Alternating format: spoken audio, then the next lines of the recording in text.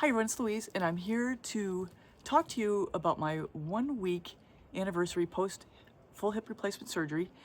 And I'm continuing on this little series because I am frankly astounded with how many people on my YouTube channel have expressed a lot of concern about this. Have they said that they've had the hip replacement themselves, that they're either considering it or they're actually scheduled for it. So I might as well share my experience and actually have some learnings for you guys that might help you guys out in the future if you're going to go through this. So first of all, I'm going to lower the camera because I want to show you something. So for my surgery, I had something called an anterior hip replacement, which means they did the hip replacement from the front side of my hip. There are other replacements where they go from the side or go from the back.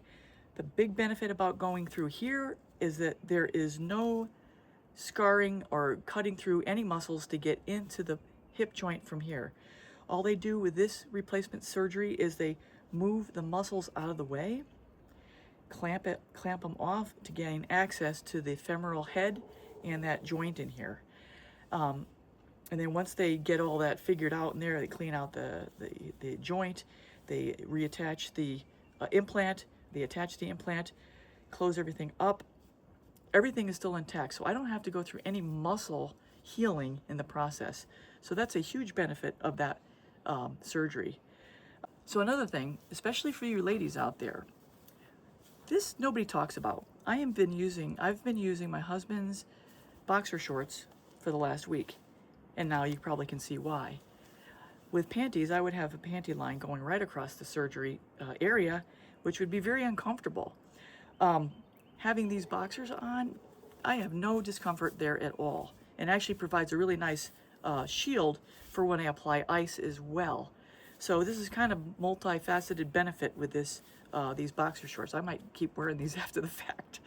The other thing is, this is my 1 week anniversary where I'm supposed to change the bandage, and this is a waterproof bandage.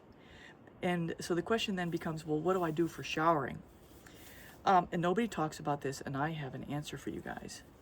There may be other options, but this is what worked for me.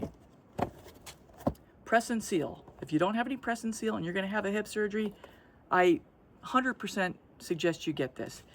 So this is what I do for the press and seal. I take a strip, I go around the leg, seal it off. And then I take another strip and I go around my waist, seal it off. It literally will cover and watershed this entire area so that no water will penetrate that section at all. It works 100%, guaranteed. Definitely get some if you're going to have a hip surgery. The other thing is, you're going to get an ice machine. You want to be loyal to your ice protocol several times a day. Ice your leg, get the swelling down. I iced my actual injury point and the buttocks area because that butt was a real pain for me, literally a pain in the butt. But you want to ice is your friend, and you want to use those thrombosis machines that squeeze your legs to help keep the blood pumping and you don't get any blood clots.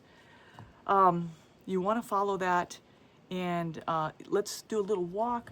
Today is the first day I'm walking without a cane.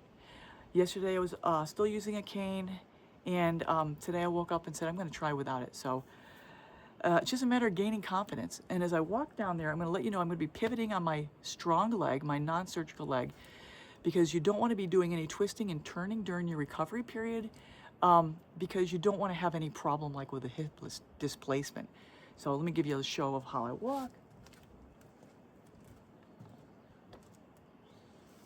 My runway. I'm all ready for my new modeling career. The other thing is, last night, let me tell you this. I was given oxycodone, acetaminophen at 500 milligrams, twice, 2 at a time. I started after about day 3 getting really bad headache. I'm like, why am I getting a headache? Because I was drinking a lot of fluid. Definitely drink a lot of fluid as you're going through this. But I was getting these headaches. And it turns out, I did some research, and you can actually be over-medicated. Now, I felt like I needed the medication because I was suffering from some pain. So I stopped taking the oxycodone and only limited myself to Tylenol, and started lowering the dose of my Tylenol to the point where yesterday, the last time I took it, was during the day. I'm off of that now. The only thing I'm taking currently is this stuff called Salicozic. Must be somebody from Golden's Fluid Art that, that named that, because I can't pronounce it. But this is a mild pain medication plus anti-inflammatory. Take this once a day. You want to follow your exercise protocol. And that's a 6-week period. Now, I'm not doing any physical therapy unless I need it or want it. They said I don't need it necessarily, but there's a 6-week exercise series that you go through as you get tolerance to pain and as you get through the pain to strengthen your leg.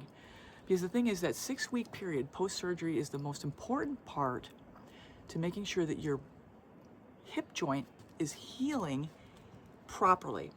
Now that bone is going to grow into that joint, that new hardware, and the muscles that were so rudely set aside during surgery need to find their way back and get stronger as they go.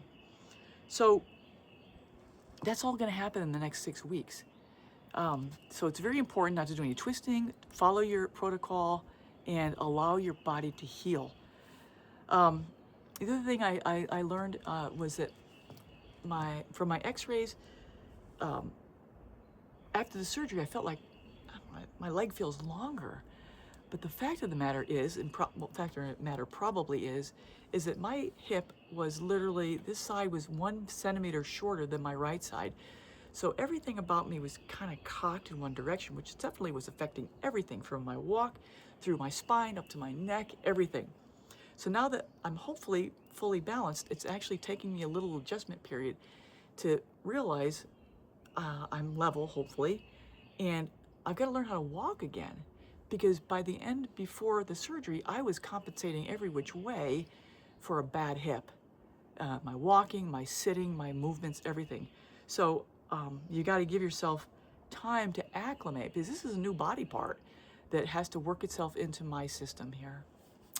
Oh, and the other last piece of news is yesterday I got a message from my art store saying we need stuff.